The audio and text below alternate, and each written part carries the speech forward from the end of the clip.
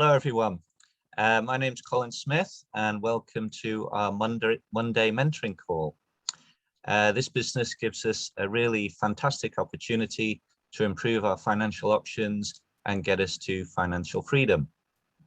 And Cash FX is certainly changing people's lives. We've got people from all over the globe here, so thanks very much for taking the time to join us. We are part of the CFX Superstars team, and our mantra is people helping people. I'm a member of the leadership team headed up by CFX Director Ron Palmer, and we have the help of a very committed leadership team. We have Janet Walder in the UK, and I'd just like to say congratulations to Janet on her daughter's wedding on Saturday. Andy Ogden and Terry Farrell also in the UK, Thomas March in Malta, myself and Stephen Rediker in Japan, Gabriel and Jenny in Australia, and Willie in South Africa. So we're a truly global organization. Okay, so we got quite a jam-packed session for you today.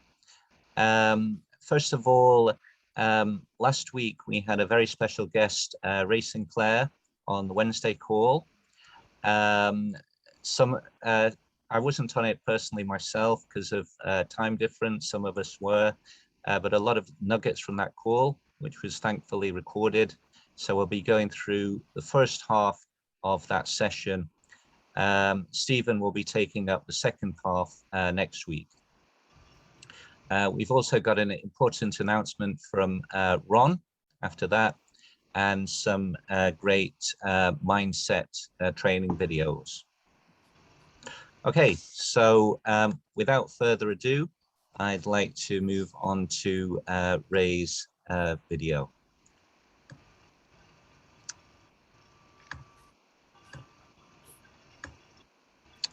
Okie doke.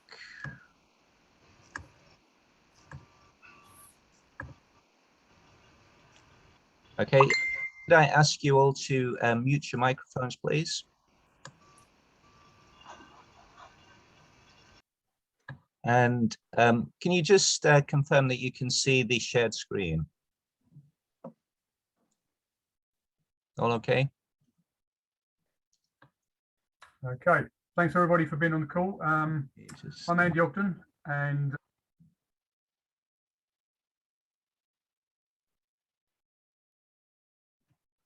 in your sort of financial route to success, I'd like to introduce our special guest for this evening, the prolific CFX Director, Ray Sinclair, building a fantastic team.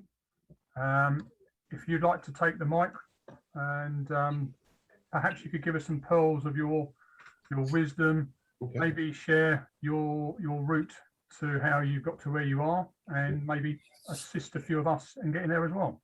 Okay. Well, thank you. Good evening, and great to be here again talking to Ron's team. But before I go anywhere, I just want you to recognize as a team the immensely powerful leadership that you have at your disposal, particularly in terms of one gentleman that's on this call by the name of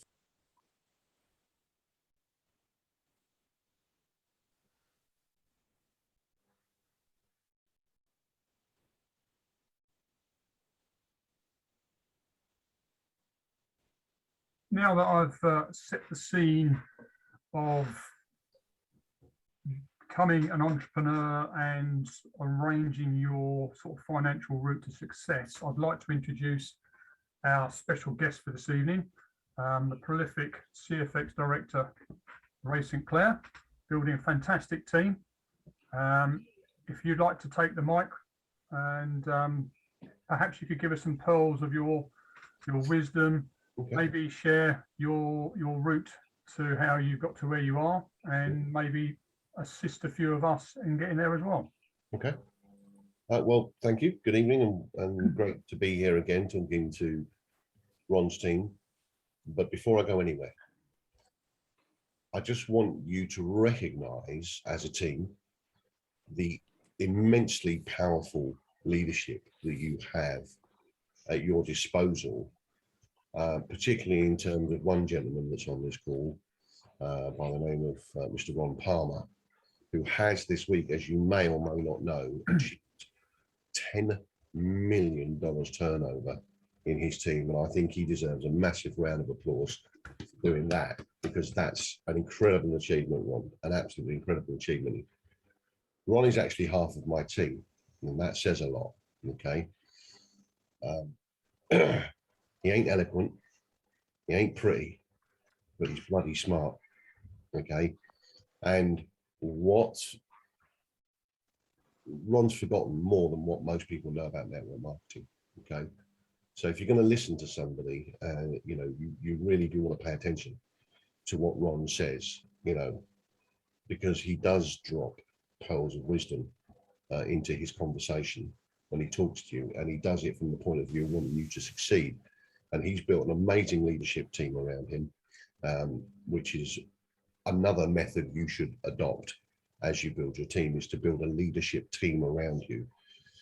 Because if you think you can build a massive team all on your own without the assistance and guidance of people around you that you brought into the business, you're mistaken. You need people around you, okay?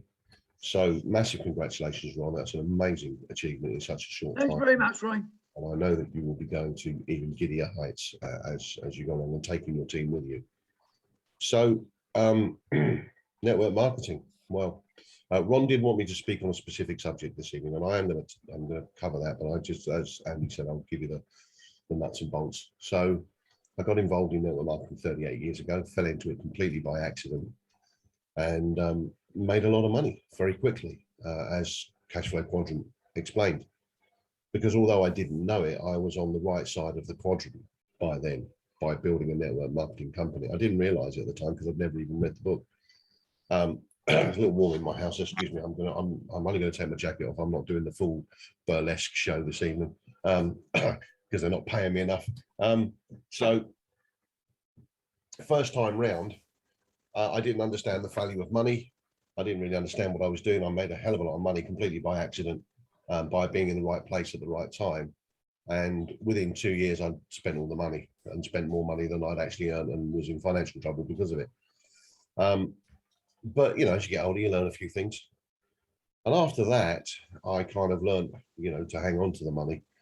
And I've had the benefit of being around and being involved with some of the most phenomenal leaders in the network marketing industry. And I've learned from those guys, you know, most of what I know. And as you guys know, we have something called the Inner Circle in the elite team, which is Ron's team's part of the elite team.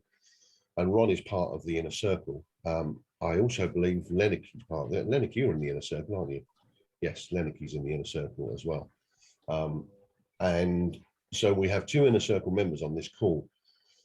And the Inner Circle are, if you like, if I'm going to do things, I often sound it out against their opinions and values first to find out what they think, because the sound of the crowd is often the right sound. You know, the opinion of the crowd is often the right opinion to have, because no matter how clever or smart we think we are, it's always better to have a second, third, fourth, fifth, 16th, 20th, 25th opinion on something, and then make a decision based on a collective value or a collective experience, because then you'll get a better idea of how it's going to go. So I have an incredible team of leaders around me, of which Lennox and Ron are part of that team. And likewise, you guys have an incredible team of leadership around you. And if you follow that leadership and are able to be directed and educated by that leadership, you will attain incredible heights in this business. And as you know, there are, I mean, Lennox's got a massive business in Ron's team. And there are other people also who are Millennium Club members inside. Ron's a Millennium Club member, means he's got more than 1,000 people in his team. I think Ron's at about 36, 3,700, I don't know, something like that. I'm sure he'll jump in and tell me. What number are you at, Ron? I can't remember. 3,788. Super. I knew you knew that. So he's heading towards 4,000. The elite team is heading towards, it's about 6,500 now. So, you know, we're growing and climbing steadily as a team of people, and we're getting into even more countries now. We're about to hit 100 countries. And, you know, there's no magic formula. There's no secret source to network marketing. If you talk to any person who's a successful network marketer, you'll find that what they did were consistent things. And those consistent things were, number one, work hard. Now that may surprise you, but nothing comes for nothing in life. And if you don't put the energy and the effort in, you'll get nothing out. Okay, so you do have to work hard. It gets easier as it grows, believe me, but initially it's a big old stone and you have to get it rolling. Okay. The second thing is you need to be consistent. In other words, you need not to give up, because sometimes it can feel like you're fighting a losing battle. You know, and this is the difference between entrepreneurs and non-entrepreneurs. This is the difference between the people on the right side of the quadrant and the people on the left side of the quadrant. And you probably all recognize, excuse me, I've had a bit of a cold the last few days. You'll probably all recognize that you talk to some people and you find that entrepreneurial spark in them. And they're on the left side, but they just don't know how to get to the right side. And if you show them the correct vehicle, how to use, you know, OPT and OPM, and show them that vehicle, then sometimes they become the best people in your team. Yet there are other people who are so hopelessly immured on job security, job safety, that the fear of not having that prevents them ever moving away from that side of the quadrant. And once you recognize that not everybody you approach is going to join your business, some are always going to be on the right, on the left side of the quadrant, and you're looking for the ones that are willing to transition or are already in the right side of the quadrant. Now, there's a mistake that a lot of people make in network marketing, that sometimes they find a big network marketer that they think, okay, great, I've got a big network marketer here, or a whale, as we call them in the industry. So let me ask you the question, what side of the quadrant do you think those whales are on? Well, they're on the right side of the quadrant already, aren't they? So you're going to struggle to convince somebody who's already on the right side of the quadrant to be on the same side. They're not going to do it.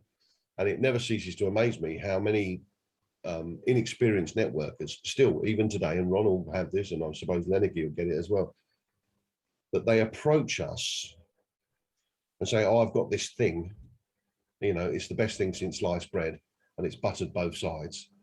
And, you know, you're a big businessman, come and join my team. They don't ever realize the answer to that question will always be a resounding no. Why will it be a no? Well, it will be a no because, let's take Ron, for example. Let's say somebody rocked up to Ron today and said he's got the best thing since sliced bread, and Ron decided that he was going to go chasing that green grass over there.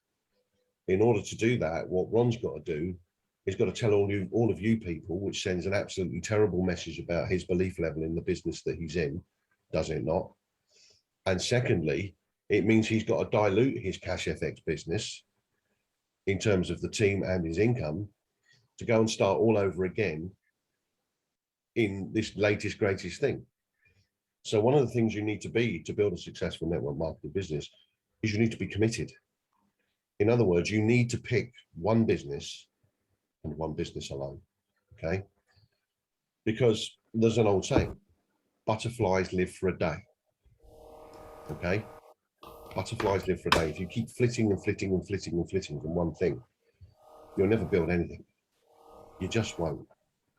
And eventually the people that you keep telling to join this next greatest thing, next greatest thing, next greatest thing, they'll get fed up with that and stop following you. Okay. So pick one thing and be good and consistent at that one thing. If you look at anyone who's successful in Cash FX, such as Lennicky or Andy or you know, Ron, do you see us promoting any other businesses?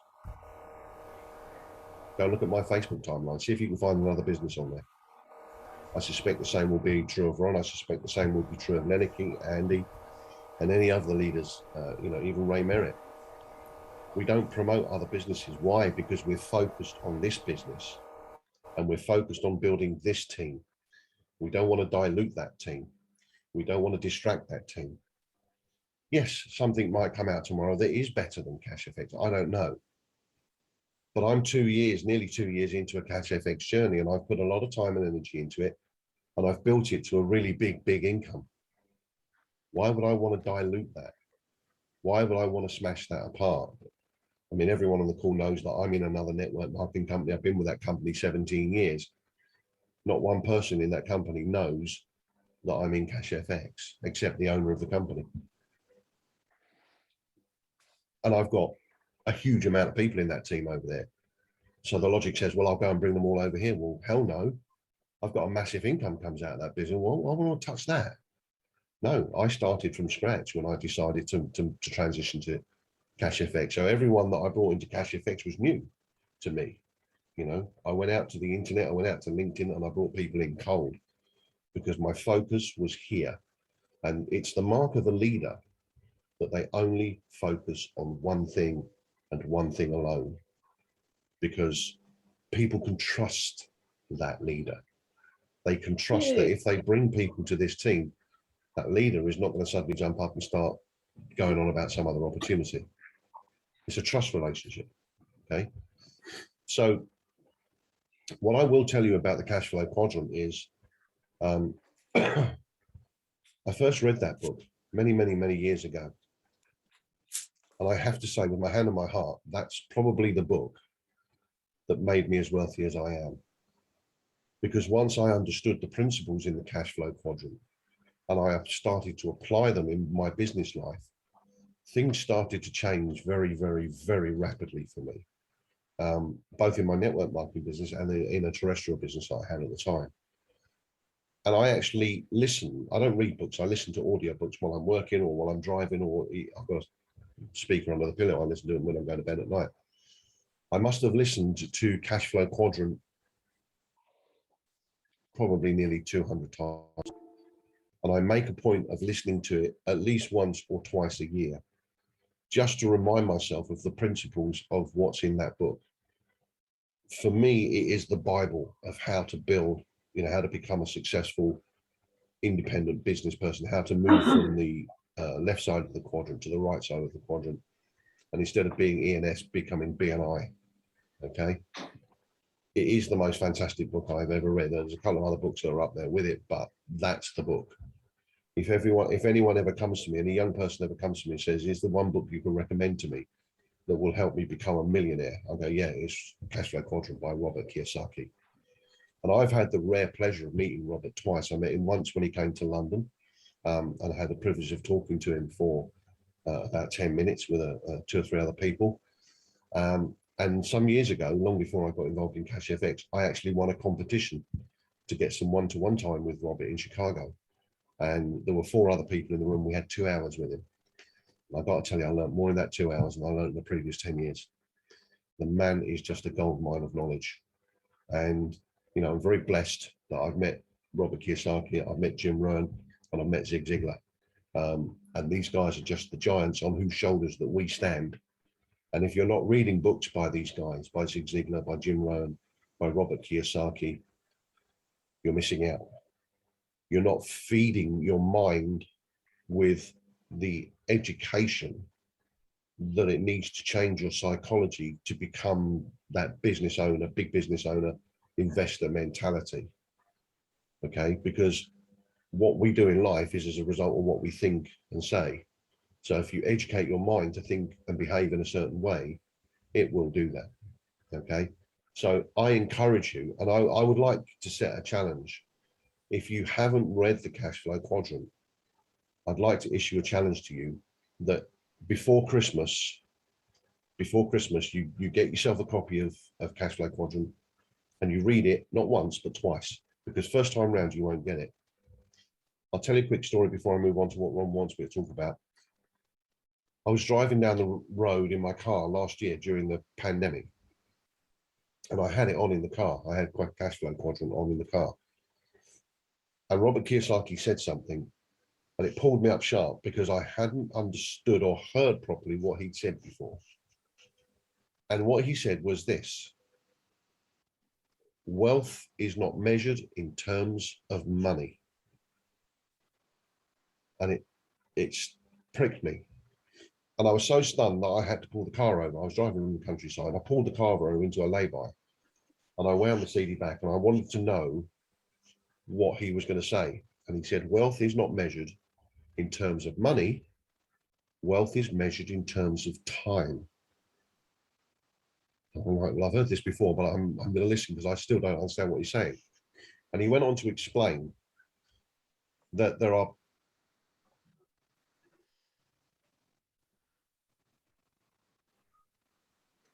Okay, thanks everybody for being on the call. I'm Andy Ogden.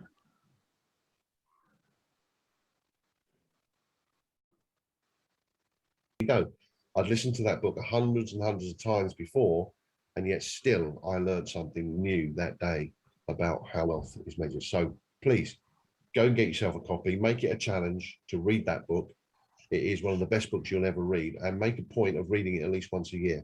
Refresh it in your mind, and you will become very, very, very, very wealthy with the guidance of the leadership in this team to help you along. Okay. Right, just before you go on to the next subject, can I expand on that? What you don't know is each month I have a crazy prize, and it's called the October or the November book prize. And I give away 2 books every month. And the good news is you don't have to be a mover. You certainly don't have to be a shaker. All someone's got to do with someone in their team is come to me and tell me they've gone the extra mile, and why do you think they deserve that book? And when I get them in front of me, I pick out 2 people and they get a book. And last week we actually had someone in our team who had already had the Rich Dad Poor Dad, because that's the most popular one. Not as though it's any better than Cash Flow Quadrant, it actually isn't. But the other guy picked the Cash Flow Quadrant, and he said, am I glad you gave me this book? So that's quite a good incentive. All people, anyone on this call, if you've got anyone in your team, it could well be, do you know what? I've got Jack Smith. He never misses a call. He's on every call. Do you know what? That's called going the extra mile, Ray, isn't it? Absolutely. And I often, you know, particularly in my other business in the early days, I would, you know, to my leaders, I would actually give Christmas presents to them, and I'd give them copies of books like that. Absolutely, absolutely. You know, this is a gift, and it's going to be a gift that keeps on giving. So Yes, read it and take it into heart. So, right, I'm going to move on to something that Rob.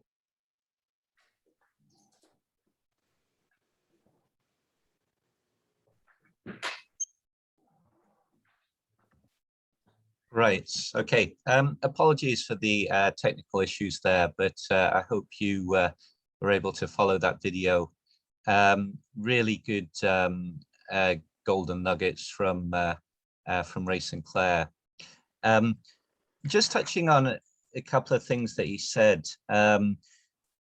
Don't lose sight of the incredible resources we have in this group. That Ray has, Ron has brought to the table, that everyone brings to the table. We've got an incredible mentoring system here, and the more we take advantage of it, the more we come on the mentoring, take advantage of Ron's book giveaways, $300 giveaways, the more we'll benefit. Ray also talked about the importance of focus, like just keep your eye on the ball, keep your eye on CFX. Don't look at this shiny object, that shiny object. Even if you see something that comes along that's better, you know, you've built up the momentum, you've built up the business here. He also talked a lot about the cash flow quadrant. Which is this book here. Who has read the cash flow quadrant? Can we have a show of hands? Yeah, not so many. Some. Okay, great. As Ron said, cannot recommend this enough. Okay, Robert Kiyosaki is an incredible author, famous for Rich Dad Poor Dad. which Ron gives away, which is this one as well. The more you read, and not just once, as Ray said, read multiple times. He reads twice a year. He listens to the audios. Every time you listen, the next time it sort of goes in and you hear something new, just like Ray did. Just 1 second.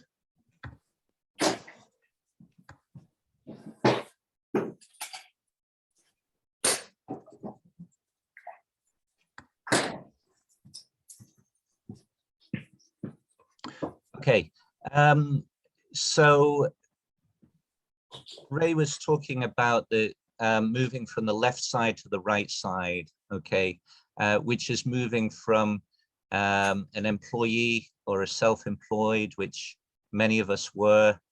I was an employee, a self-employed for many years, moving over to having a business or being an investor. And CFX gives us opportunities on the right side of the quadrant, and we're trying to move ourselves, move our prospects over to that side also. Anyone like to give some thoughts, their thoughts on Ray's comments? Just feel free to take the mic, raise your hand. Only really, Colin, on the matter of the book, Tom Marsh, who's on the call today, he took me at my word. Once the call was over last week, 2 minutes later, he sent me a message. I can't remember his lady. She lives in Holland. I think her name's Ellie. And I said, what reason, Tom, do you think she deserves a book? He said, she never misses a call. And again, that was a good reason. And a book should be dropping through her letterbox today. Excellent. Yeah. Yeah, as Ron said, the criteria is going the extra mile, and what that means will differ from person to person, but never missing a call is a very good achievement, and she got her book prize. Excellent. And anyone, just feel free to raise your hand, take the mic. Gabe. I'd rather do it than the virtual hand. Yes, your real hand. The real hand. Yeah, look, you know, the thing he said is that on the left side of the quadrant, there'll be people who that will, you know, never, their mindset is just set in that way, you know, happy and being comfortable in the job and everything like that, and they'll never move on to the right side of the quadrant. You're right. I mean, they're just people. I mean, the amount of people, there's certain people that I've just talked to in the past, obviously trying to prospect to CFX, and you just realize the mindset is not there, and you know, and you don't want to convince, you're not trying to convince them because the mindset's not there. Equally, on the right hand side, there'll be people who are actually already there and very much happy with what they're doing, whatever it is, and then you try, and again, you're trying to convince them, you know, no point, because they're dead set on what they're doing. Yeah. Right. Yeah. Excellent point, Gabe. And yeah, sometimes you have problems on both sides. You've got the people on the left who are too afraid to move. And there's a certain security on being on the left, job security, regular salary and that. But then you've got the people on the right who are already, you know, successful, and they've got their eye on the ball, you know, just like Ray said. So why do they want to move to somewhere else? And in the middle, a mentor of mine once said, you find the buying pocket, which is between those who are, you know, who don't have enough, who don't have the mindset, and those who are already there. You need to find a sort of the sweet spot in the middle, right. And they're our target. With COVID, I think there was a lot of people in that pocket, so a lot of people to fish from. Anyone else?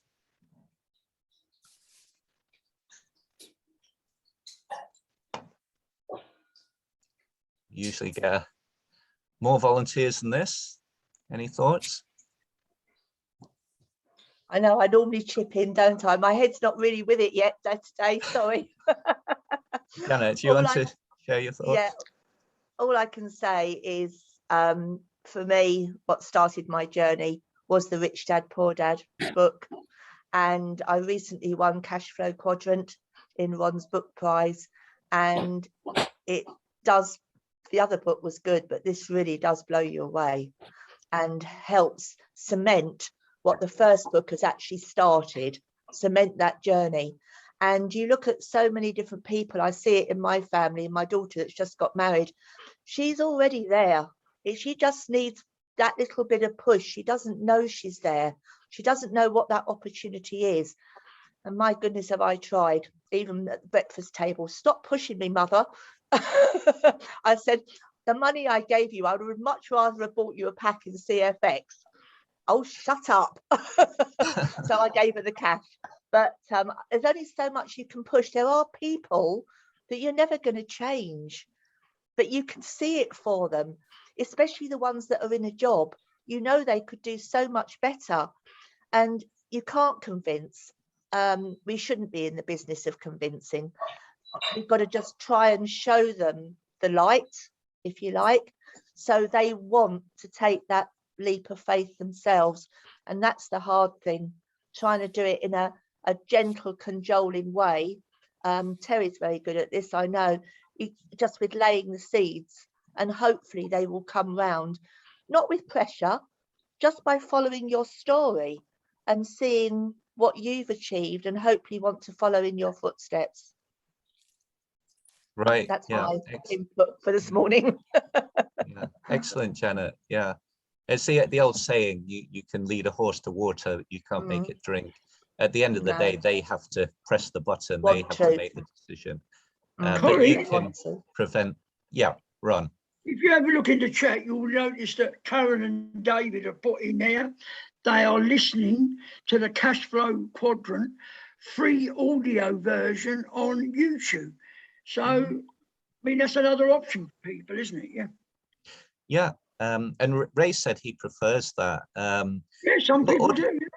Audio's good if you're in the car, or you're washing the dishes, or you're doing something where you can't sit down with a book. Yeah, why not? Why not?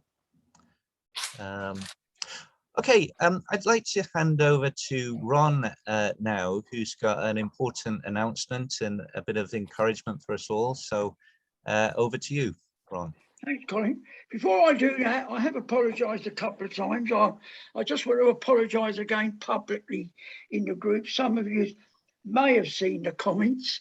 The main one was Colin pulled me up, and I take it on the chin. Sometimes my passion gets in the way of the message, and I know now that when you put in 3 or 4, I actually put in 2 question marks and 2 exclamation marks. As Colin said, you may not realise it, Ron, but it comes over as you're angry as opposed to passionate. And I take that completely on the chin, and I've removed it. What I do want you to take on board is the reason for the group. There was a couple of people who said, oh, I didn't know we were only here to help builders and not passive people. That's not what I said.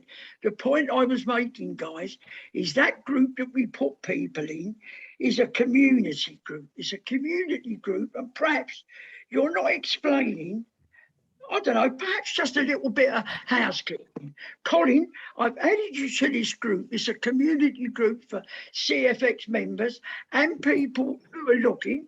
I'm not talking about the people who are looking, putting in messages. What you'll get lots of tips. You'll get lots of advice. You will see the times and dates of meetings. You will get reminders of the end of month meeting. You will also get people who are proud and pumped up to put in there that a member of their team has had an upgrade, or a member has actually joined CFX. All I'm asking you to ask is to prick your conscience. If you were in an offline business and Janet was at the coffee point in her department in, I don't know, John Lewis, You imagine if a new boy, Colin Smith, came up to make a coffee. Now, I'd fully expect Janet or anyone on this call to say to him, "Hello, Colin, I'm Janet. Welcome to our department." Do you think Janet would just notice? She's got to notice that Colin's a stranger because she's never seen him before. Do you really think Janet would completely ignore Colin and go about making her coffee? No, come on. And as someone subtly put in the group, hold on a minute, do we really need reminding that that CFX group is part of our community? And it's actually courteous and polite to welcome someone. And we're not talking, when someone said, "I haven't got the time," we're not talking, guys, about someone being on Facebook like Janet and I are most days, even if it was a couple of times a week. We don't want you to put a message on everyone. But I've got people in there that you don't know, guys, have been in there a year, 15 months, and they've brought absolutely nothing to the table. And that's the only point I wanted to make. If I have offended anyone, I am sorry, and I will try not to let my passion get in the way in future. Right, what I wanted to tell you guys this morning was how close. Does everyone need to be muted, Colin? Right, okay, carry on. What I wanted to say was how close you all really are to financial freedom. Now, I'll remind you again, in case you've forgotten, actually what financial freedom is. It's having the ability to pay one's reasonable daily living expenses without working. And it doesn't mean, guys, $100,000 pack is financial freedom. It would be for some people. For people who are passive, we know they will get to the end of that road in 5 to 7 years. And if that's their choice, we will help them. There are most people on this call, I think, who probably don't want to wait 5 or 7 years. One of them is Janet. I always say, normally the time I pick out is 2 years. Janet has got it sorted in 15 months. And when we talk about wealthy, now, if I told Janet that she was wealthy, she would actually she wouldn't laugh in my face because she's not that rude, but she'd probably say, "Me, wealthy? Come on, Ron." And if I told you what wealthy means, it's not about having the money just to pay your daily living needs. It's actually being able to afford all your bills, going out for meals, having weekends away, holidays, buying a new car. It's being able to do that without having to work. It's about amassing assets. In everyone's case here, your asset is CFX. So in other words, it's having, Janet may not see it, but Janet, it's about having a significant net worth. And that's what Janet's got. So if I tell you about an example about financial freedom, my eldest son is a London firefighter, and his take-home pay is about $3,300 a month. Now, if my Andrew was earning that without having to work, that would be his take on financial freedom. Would it get him all the things that he wanted? Would that be enough for him to put my 2 little granddaughters through university and do like Janet, be a worldwide cruiser 12 months a year? No, it wouldn't, but it would set him on his way. Now, if I told you, what other business do you know where someone like me can start? 18 months ago, I didn't start with a 300 because I was with Janet, so it only cost me $250, $500. And 18 months later, I got a $10 million turnover from a standing start of $500. And when I talk about a 6-figure income, I'm saying this not to impress you, but to impress upon you. I earn a lot more than six figures. Just so you know, a six-figure income is $100,000. I've taken out $100,000. You probably know I would have earned a lot more than that, but like Janet and Colin and Gabe and everyone, I put back and have upgraded packs. That's the way we work our business. So if I can pick on someone on the call who's still working, let me ask Jill Fraser from Canada. Jill, can you take the mic?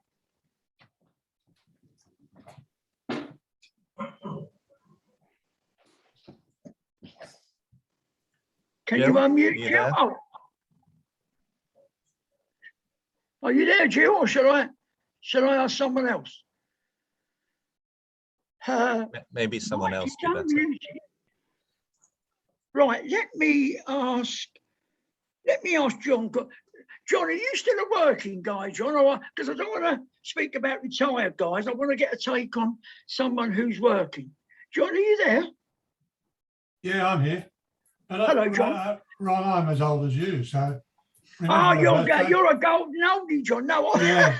So I don't John, work too much. All right, let's take it, John. We can still use you. When you was a working guy, John, how much would you have needed per month to stop you working?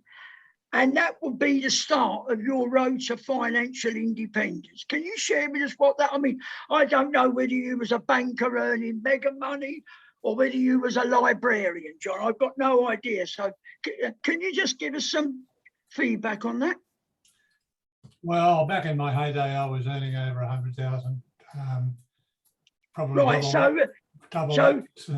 Yeah. So you would probably need then, if for financial freedom when you were in that job, you certainly would have needed to get to the 100K pack then, wouldn't you, John? Yeah, probably more. You know, probably not. How about Chris Jones?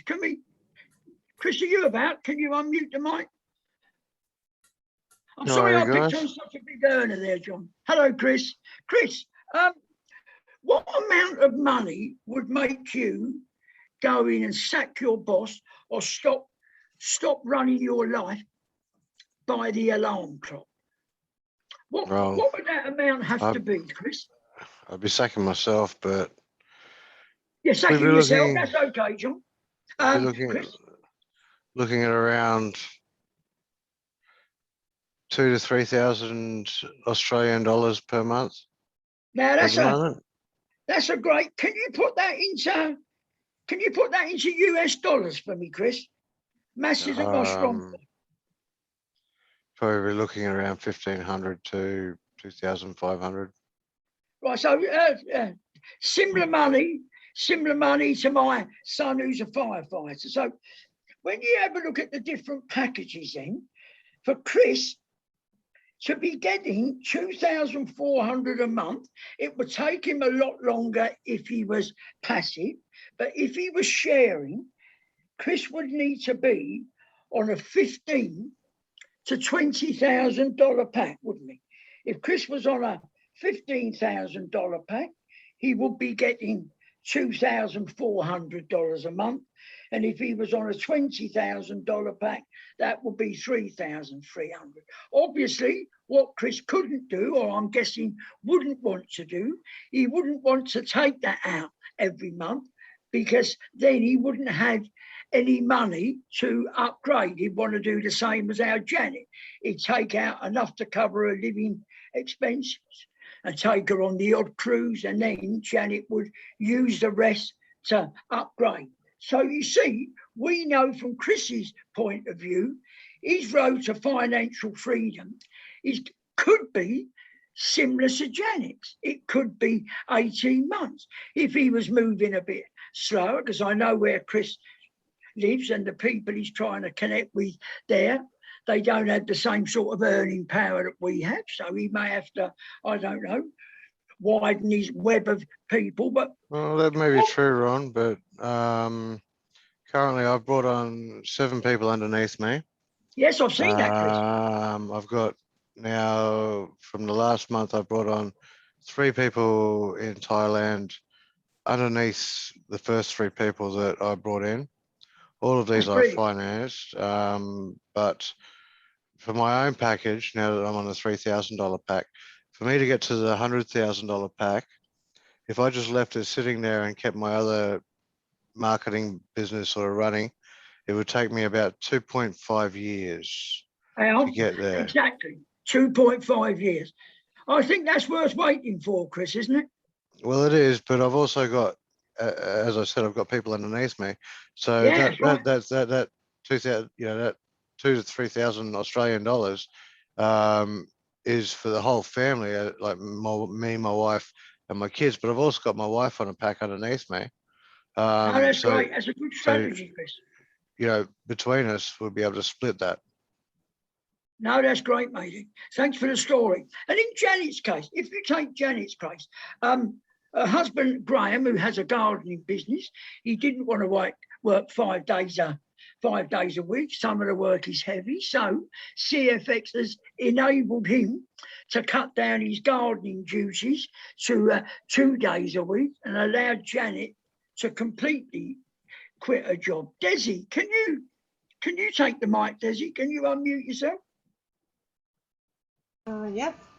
Am I right in saying, Desi, that when you had you were a working girl? I mean, you're a working girl now. Was it a gym that you ran? Your own gym? You had enormous problems there.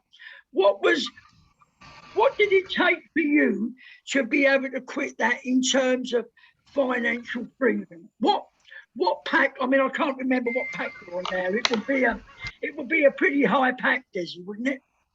I've still got my gym, unfortunately. Oh, I didn't know that. Okay. Yeah, I'd love to get rid of it, but yeah, I was struggling with that gym anyway. So I was lucky to get, I don't know, 2,000 Australian a month clear in my hands. So it wouldn't have taken a very big pack for you to be on CFX to be able to cover the money that your gym was paying you, Desi, yeah? Yeah, no, it wouldn't have taken much. No, that's great. Okay, guys, that's me done. Thank you, Colin Smith. Thank you, Desi. Okay. Thank you, John, and thank you, Chris. Thanks very much, Ron. And I hope that inspires us that the journey is not that long. A lot of people start off on a business and you're looking at sort of profits 2, 3, 4, 5 years in the future. We're looking at months, and depending on how much you work this business, it can go faster. So Colin, can I just give you an example? A McDonald's franchise is $400,000 US and takes you 6 years to break even. Right. $400,000, 6 years to break even. Ron Palmer, $500. Just puts it into context, Colin. Totally. Yeah. And that's the norm, really. Yeah. We might forget that. We take it for granted here, but yeah, we've got an amazing business. Okay, so quickly moving on. One thing that Ray said in his talk, he said, what we do in life is a result of what we think and say. What we do in life is a result of what we think and say. And it's very easy to just hear that as a cliche and just move on, but it's very true. Our thought life basically controls our life because it determines where we're going, what we focus on, what we prioritize. Now I want to share something. It's called the Strangest Secret. It's by a guy called Earl Nightingale. Just let's have a show of hands. Does anyone know The Strangest Secret by Earl Nightingale? Okay, good. Yeah, okay. A few people here. The full audio is about half an hour long, so we're just going to hear an abridged version. And it's from 1950, so it's very much part of its time, but the wisdom is really timeless. Okay. So,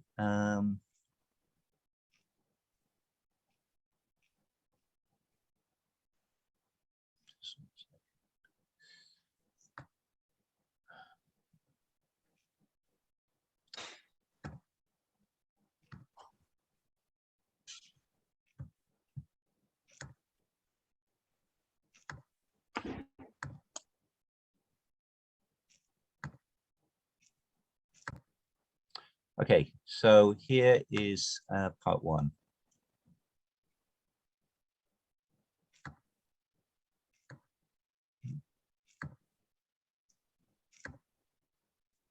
You know that there is one specific factor in all of our relationships that affects the health, the Welcome to the animated summary of The Strangest Secret by Earl Nightingale. This is part 1 out of 3, and in this episode I'm going to talk about the strangest secret. Dr. Albert Schweitzer was once asked, "Doctor, what's wrong with men today?" The great doctor was silent a moment and then he said, "Men simply don't think." It's about this that I want to talk about. Let's take 100 individuals who start even. Out of the 100, only 5 will become successful. Why do so many people fail? To understand this, first we have to define success. Earl Nightingale says, success is the progressive realization of a worthy ideal. If someone is working towards a predetermined goal and knows where he is going, that person is a success. If they are not doing that, they are a failure. Success is the progressive realization of a worthy ideal. Rollo May wrote in his wonderful book called Man's Search for Himself, the opposite of courage in our society is not cowardice, it is conformity. And there you have the trouble today. The reason so many people fail, it's conformity. People acting like everyone else without knowing why or without knowing where they are going. But the trouble is, most of us acting like the wrong percentage group, the 95% who do not succeed. Why do people conform? Well, they really don't know. Most people seem to believe their lives are shaped by circumstances, by things that happen to them, by exterior forces. In a survey, people were asked, "Why do you get up in the morning?" 19 out of 20 had no idea. If you ask them, they'll say everyone goes to work in the morning. And that is the reason why they do it, because everyone else is doing it. Now let's get back to our definition of success. Who succeeds?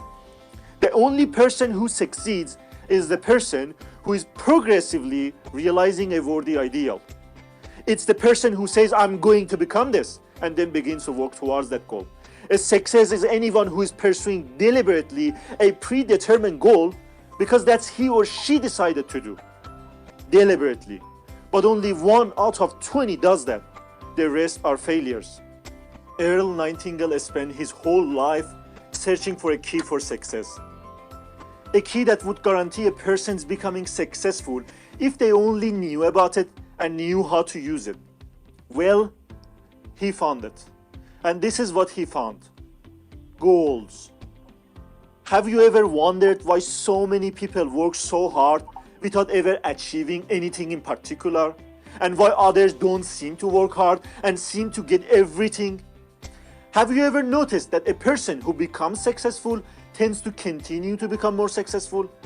On the other hand, someone who is failure tends to continue to fail. The difference is goals. Some of us have goals, some don't. People with goals succeed because they know where they're going. It's that simple.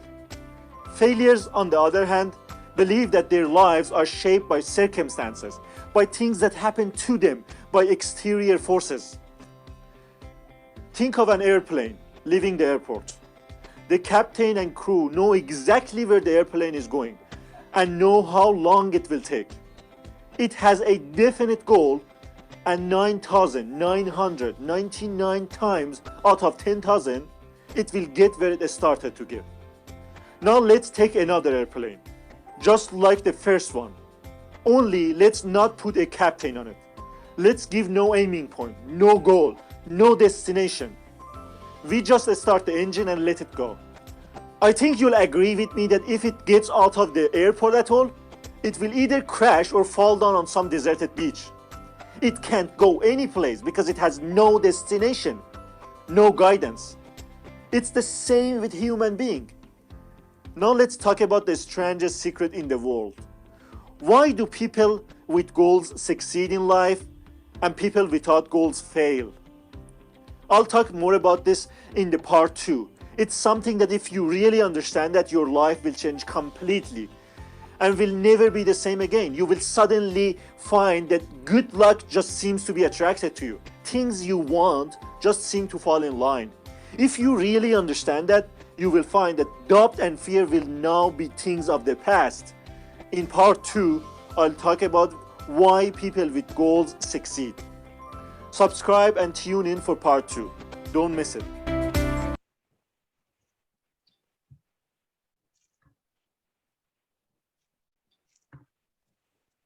Okay, well, that's something to whet your appetite.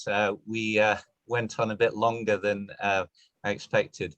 There is a part 2, there is a part 3. I actually recommend that you listen to the whole audio.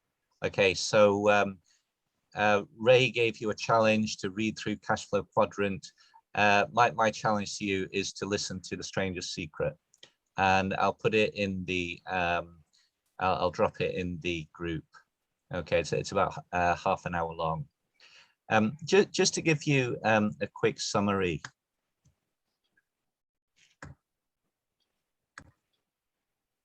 Okay, this is what he said. The strangest secret in the world is that you become what you think about. And this is basically what Ray was saying, what you put into your mind, the books you read, the people you listen to, will shape your thinking, will ultimately shape your life. And some things to think about. Who do you listen to? Who do you receive advice from? Ron said, don't listen to the opinions of people you wouldn't receive advice from. Who do you hang out with? Who are your mates? They say that we are shaped by our 5 closest friends or 5 closest people. They're the people who will determine our priorities in life, how much money we make, the average of those 5 people. What do you read? Are you reading, uplifting books, improving books? What do you watch? Do you spend a lot of time watching television? What do you watch? How do you spend your time? What is your dream or passion? And this is why we talk about the why so much. Okay, but we will come back to that more in a future session. Okay, and anyone want to give their comments on their thoughts? You become what you think about. Has anyone found this to be true in their own life?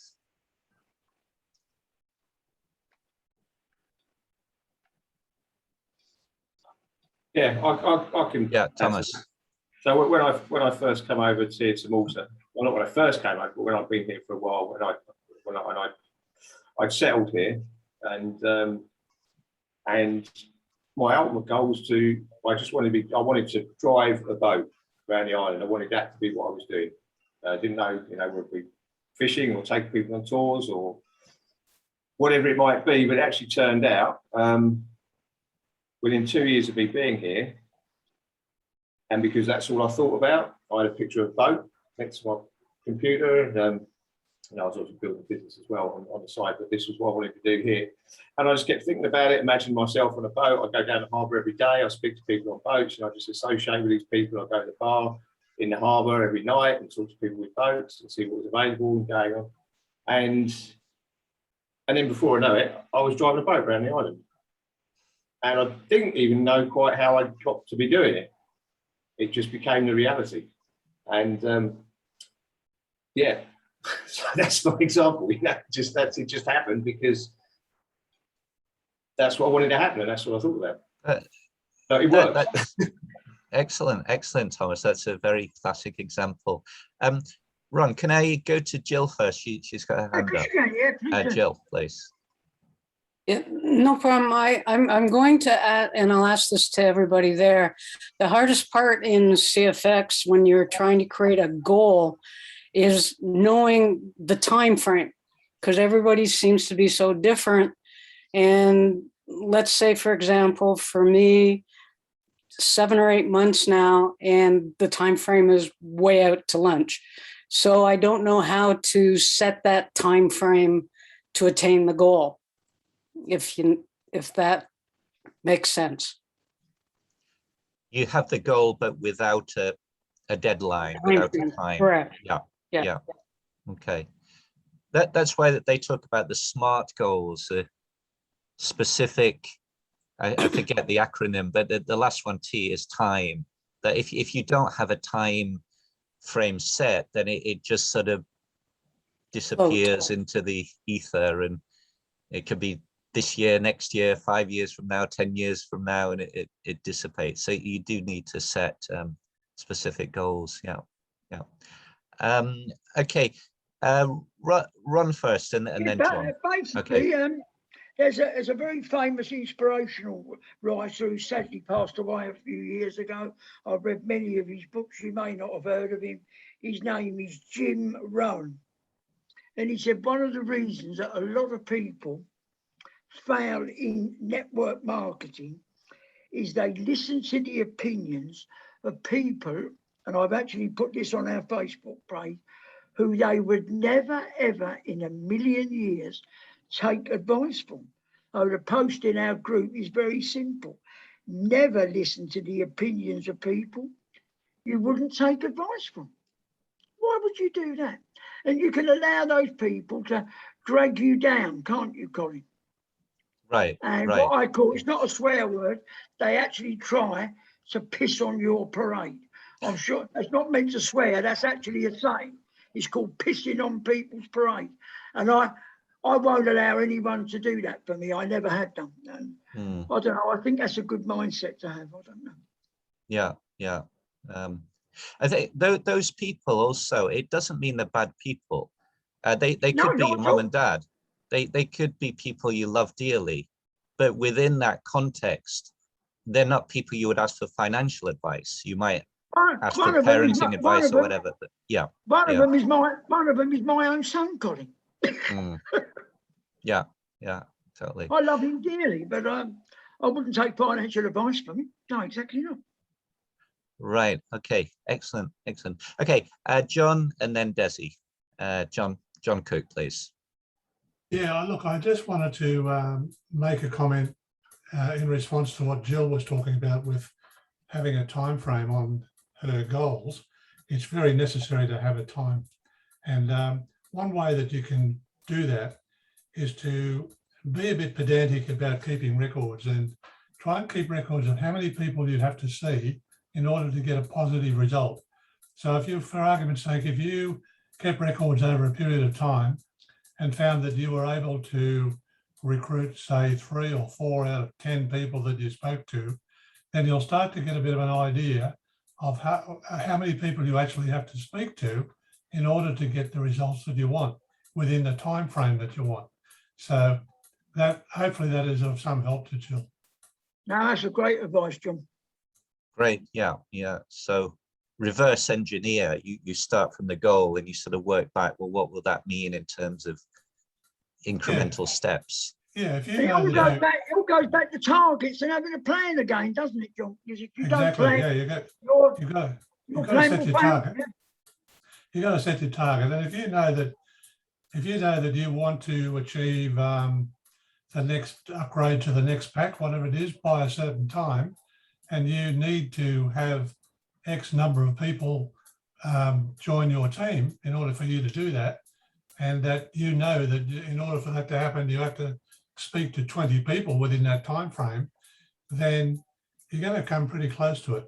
But you got to know your figures. Excellent, great point, John. Over to you, Desi. Okay. The thing about mindset, before CashFX, and I had my gym, I still have it. I was trying to find some casual work or part-time work for like a couple of years, just to supplement my income. I couldn't find anything, right? CashFX comes along. I start making money, being successful, growing a team, and then a part-time job lands in my lap that I can do from home. Don't have to go anywhere, and other monies come my way, and and I'm sure it's just from my change in mindset. Like I was looking for ages before, and nothing came along. So, yeah. That's excellent. Excellent, Desi. Yeah. Yeah, we don't know quite how it happens. It's like Thomas's story about the boat, but it happens, and probably partly our subconscious, we're looking for the right signals, and we're attracting the right people into our lives, the right opportunities. That's great. Okay, we are 6 minutes past the hour, so I'm going to call it a wrap there. Lots to follow up on in a future session. Okay, so thanks very much, everyone. Colin, can I say on behalf of everyone, thank you for a super call, Colin. It's great.